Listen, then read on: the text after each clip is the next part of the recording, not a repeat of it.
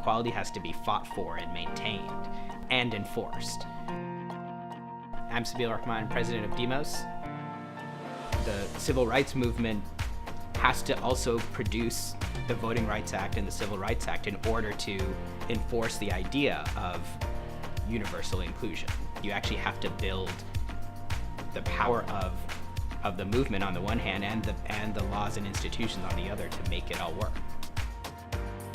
Demos has been so central to the fight for racial equity, the fight for economic inclusion, and for rebuilding our democracy. It's litigation and legal advocacy organizations, deep research, and above all, a deep commitment to and connection to grassroots movement organizations and social change advocates. We want a democracy where all of us are included and can live full, meaningful, supported lives. The goal is a simple one, right, which is that everyone matters, everyone has lives of equal dignity, but how we get there is a much more complicated story.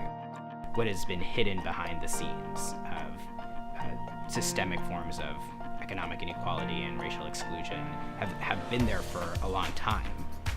And so part of what we're experiencing now, I think, is the unmasking of those chronic forms of inequality and these really dangerous new movements from the right to try to consolidate power. We're seeing a push to hoard wealth, to hoard political power and control, and they're willing to dismantle the democracy to get it. Fighting racism isn't, to my mind, about winning hearts and minds. It's about breaking the systems that enforce hierarchy and about overcoming the political power of interest groups, coalitions, constituencies who have a vested interest in maintaining racial inequality. My parents are from Bangladesh. I was born here in New York, grew up in Bangkok before moving back for high school.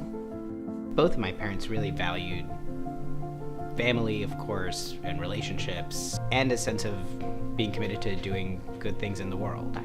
We all grew up with that sense of service. We kind of had a kind of an understanding of the world as being much bigger than any one of us.